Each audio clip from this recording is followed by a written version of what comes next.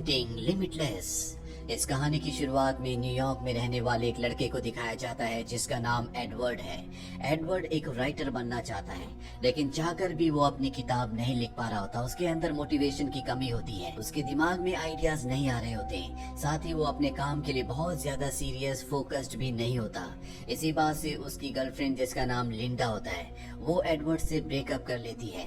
Edward अपनी जिंदगी से परेशान है और एक दिन उसे अपना एक पुराना दोस्त मिलता है जो कि अब एक ड्रग डीलर बन चुका है। एडवर्ड उसे बताता है कि वो एक किताब लिखना चाहता है, लेकिन उसके माइंड में कोई भी आइडियाज नहीं आते।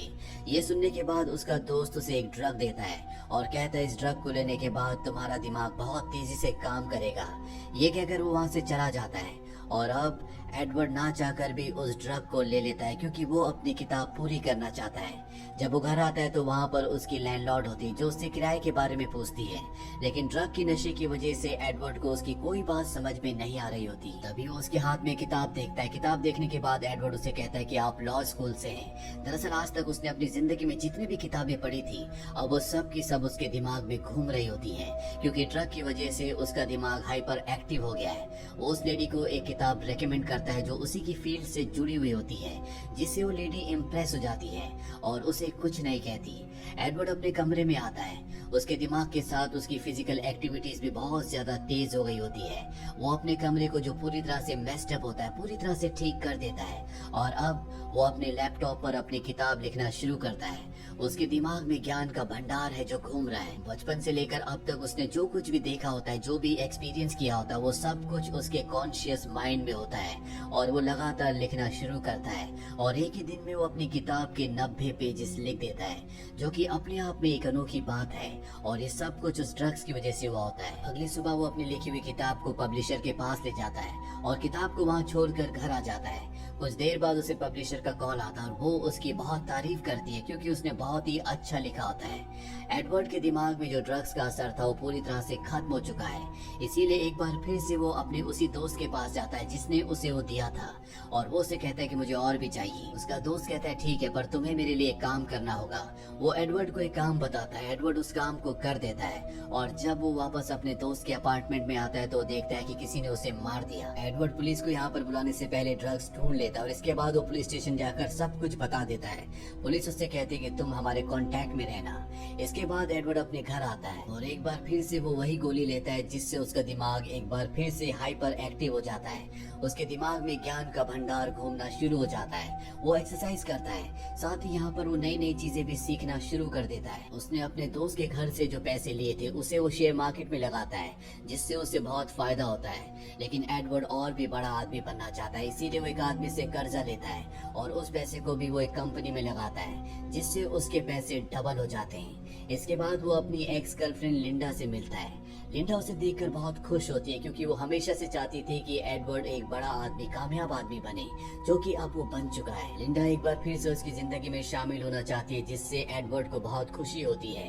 तभी एडवर्ड देखता है कि कोई आदमी उसका पीछा कर रहा है। इसके बाद एडवर्ड को हमें एक दूसरी जगह दिखाया जाता है जहाँ पर वो उसी आदमी को चारों तरफ ढूंढ रहा था जो उसका पीछा कर रहा था। लेकिन एडवर्ड को यहाँ पर एहसास होता है कि वो एक टीवी लॉन्च में है। उसे समझ नहीं आता कि वो यहाँ पर कैसे आया।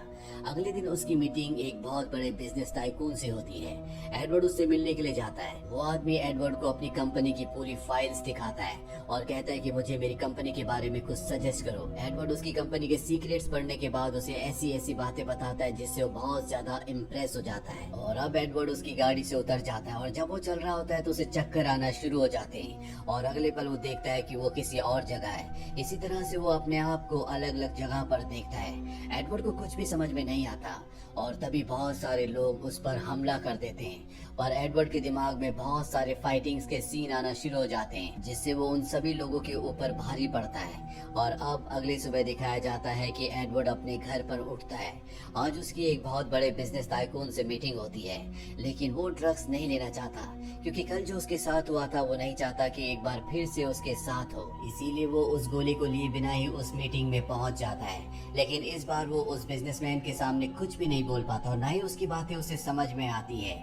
इसीलिए एडवर्ड मीटिंग छोड़कर निकल जाता है। बाहर आते ही उसकी तबीयत खराब होना शुरू हो जाती है, इसीलिए वो अपने घर वापस आ जाता है, जहाँ पर उसे ड्रग डीलर की बहन का कॉल आता है। वो उसे अपने पास मिलने के लिए बुलाती है। यहाँ पर एडवर्ड के पास ड्रग डीलर की एक डायरी भी होती है, जिसमें उसके सभी कस्टमर्स का नंबर होता है। और जब वो उन सभी कस्टमर्स को कॉल करता है तो उसे पता चलता है कि उन सब की मृत्यु हो चुकी है और उसमें से कुछ कोमा में है, यानी कि जो नशा वो ले रहा है वो बहुत ही ज्यादा खतरनाक है। अब वो उस ड्रग डीलर की बहन से मिलने के लिए जाता है, जहाँ पर वो एडवर्ड को बताती है कि जो तुम ले रहे हो कभी मैं भी इसे लिया करती थी। शुरू में इसे लेने से बहुत अच्छा लगता है, लेकिन ये बहुत ही खतरनाक है। मैं इसे छोड़ चुकी हूँ और अगर तुम्हें भी अपनी जिंदगी प्यारी है तो तुम्हें भी इसे धीरे धीरे छोड़ना होगा। अब एडवर्ड वहाँ से चला जाता है और अब एडवर्ड के पास वो आदमी आता है जिससे एडवर्ड ने पैसे उधार लिए थे। वो एडवर्ड से अपने पैसे मांगता है। तभी एडवर्ड की जेब से उसकी ड्रग्स नीचे गिर जाती है, जिसे वो आदमी उठा लेता है और एक गोली खा लेता है, जिससे उसे बहुत अच्छा लगता है। और अब वो एडवर्ड से कहता है कि मुझे मेरे पैसे नहीं चाहिए, बल्कि मुझे ये गोलियां दे दो। एडवर्ड के पास जितनी भी गोलियां होती है वो उस आदमी को दे देता है। बदले में वो आदमी एडवर्ड को पैसे भी देता है। इसके बाद एडवर्ड घर आ जाता है, जहाँ पर वो लिंडा को, जो कि अब उसकी एक बार फिर से गर्लफ्रेंड है, सब कुछ बता देता है कि कैसे उसने सब कुछ किया और कैसे उसका दिमाग इतना तेज हुआ था। वो लिंडा को बताता है कि वो ये सब कुछ एकदम से नहीं छोड़ सकता। लिंडा उसकी मदद करना चाहती है, इसीलिए वो एडवर्ड के लिए वो ड्रग्स लेने के लिए जाती है। और जब वो आ रही होती है तभी वो आदमी जो एडवर्ड का भी पीछा किया करता था उसके पीछे लग जाता है। लिंडा अपनी जान बचाने के लिए एक बार में चली जाती है। वो एडवर्ड को कॉल करती है। एडवर्ड उसे कहता है कि तुम एक गोली खा लो।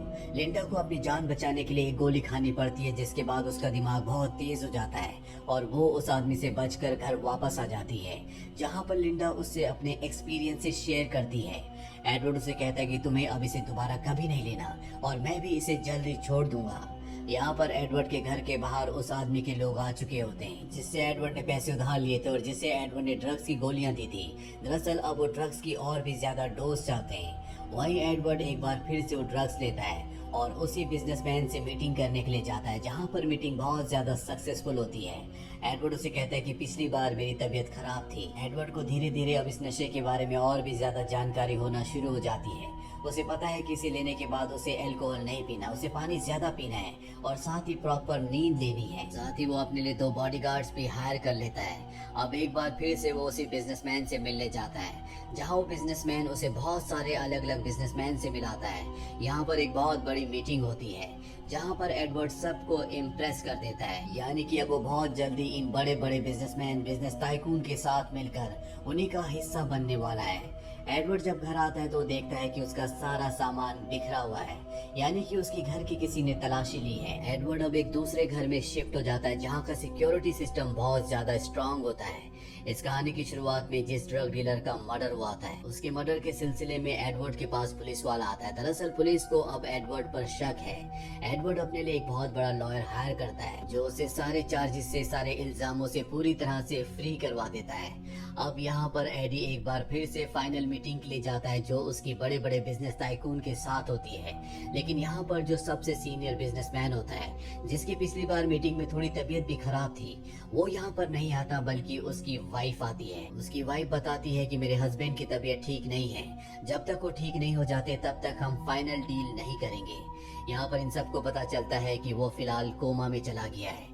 अब जब वो लेडी अपनी गाड़ी में जा रही होती है तो एडवर्ड देखता है कि उसके साथ वही आदमी होता है जो हमेशा उसका पीछा किया करता था। दरअसल ये उस बिजनेसमैन का ड्राइवर होता है। एडवर्ड उसे देखकर पूरी तरह से हैरान हो जाता है। अब वो अपने बिजनेस पार्टनर से मिलता है। दोनों के दोनों परेशान होते हैं, क्योंकि जब तक वो बड़ा बिजनेस टाइकून होश में कोमा से वापस नहीं आता तब तक इनकी डील फाइनल नहीं हो सकती। एडवर्ड एक बार फिर से पिल्स लेने के लिए वॉशरूम में जाता है, लेकिन वो देखता है कि उसके पास एक भी पिल्स नहीं होती। दरअसल उसकी पिल्स किसी ने चोरी कर ली और ये चोरी की होती है उसके वकील ने, जिसने उसे केस से बाहर निकाला है। अब एडवर्ड अपने घर जाता है, जहाँ पर टीवी में न्यूज देखते हुए उसे पता चलता है कि उसके वकील ने उसे धोखा दिया है। साथ ही एडवर्ड के फ्लैट में वो आदमी भी अपने लोगों के साथ आ चुका होता है, जिससे एडवर्ड ने कभी पैसे उधार लिए थे, लेकिन अब उसे अपने पैसे नहीं बल्कि उसे पिल्स चाहिए। एडवर्ड इनका सामना नहीं कर सकता क्योंकि उसके पास पिल्स नहीं है। अगर उसके पास एक भी पिल्स होती तो वो उसे खाकर इनका सामना कर सकता था। और तभी उसे याद आता है कि उसने एक बॉक्स के अंदर एक पिल्स को रखा था। वो उस बॉक्स को ढूंढ लेता है, पर इससे पहले कि वो उसे खा पाता यहाँ पर वो आदमी आ जाता है। एडवर्ड के हाथ से वो पिल छूट जाती है जिसे वो आदमी उठा लेता है और एडवर्ड को बताता है कि अगर इसे बॉडी में इंजेक्ट किया जाए तो नशा और भी लंबा रहता है, जिसका असर बहुत अच्छा होता है और कोई साइड इफेक्ट नहीं होता। और इसके बाद वो उसे अपनी बॉडी में इंजेक्ट कर देता है।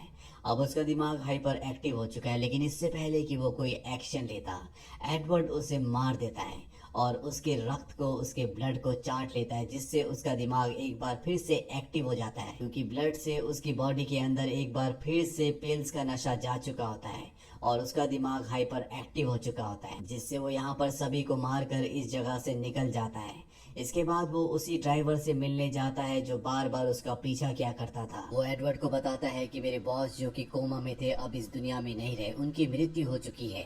जो पिल्स तुम लिया करते थे वही पिल्स वो भी लेते थे, लेकिन अब उनके पास पिल्स नहीं बची थी, इसीलिए वो कोमा में चले गए।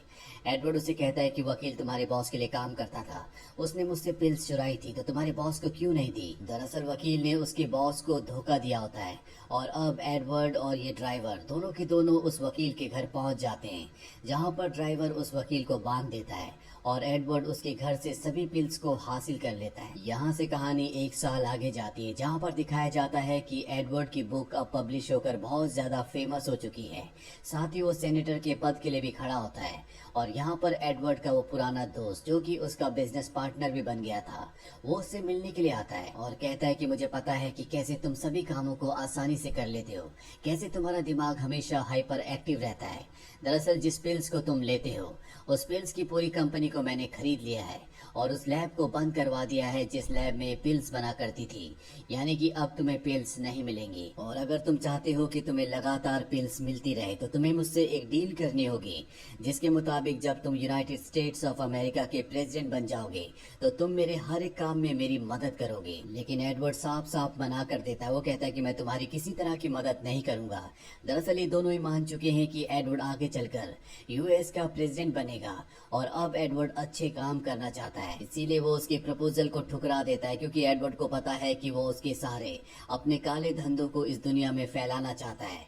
एडवर्ड उसे बताता है कि जिस पिल्स को तुम बंद करने की बात कर रहे हो उस पिल्स को लेना मैंने कब का छोड़ दिया है, बल्कि मैंने अपनी लैब में उसी पिल्स को मॉडिफाई किया था, उसके सारे साइड इफेक्ट्स को खत्म कर दिया था और मैंने उसका एक एडवांस वर्जन बनाया था जिसे मैंने सिर्फ एक बार लिया था और अब 24 घंटे 365 दिन उस ड्रग्स का असर मेरे दिलो दिमाग में हमेशा रहता है, वो भी बिना किसी पिल्स को लिए हुए। यहाँ पर उसका पुराना पार्टनर उसकी पोल खोलने की उसे धमकी देता है।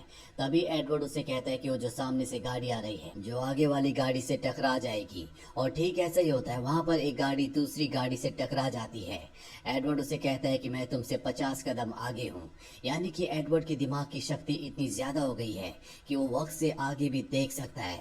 इसके बाद वो अपने पार्टनर के दिल पर हाथ लगाता है और कहता है तुम्हें हार्ट की बहुत सारी प्रॉब्लम्स होने वाली हैं, तुम्हें अपना ध्यान रखना चाहिए। और अब उसे समझ में आ जाता है कि एडवर्ड के साथ वो मुकाबला नहीं कर सकता, क्योंकि वो उससे हर चीज में बहुत आगे है। वो अपनी गाड़ी में बैठकर यहाँ से निकल जाता है। वहीं एडवर्ड को दिखाया जाता है जो एक चाइनीज रेस्टोरेंट में अपनी गर्लफ्रेंड लिंडा से मिलने के लिए जाता है, जहां पर एडवर्ड वेटर को चाइनीज भाषा में ऑर्डर देता है। लिंडा यहां पर सोचने पर मजबूर हो जाती है कि एडवर्ड ने उस नशे को, उस ड्रग्स को छोड़ा है कि नहीं, और जब वो उसे ध्यान से देख रही होती है तो एडवर्ड उससे पूछता है व्हाट। और इसी के साथ ये फिल्म यहीं पर खत्म हो जाती है। ये फिल्म ईयर 2011 में रिलीज हुई थी। IMDb पर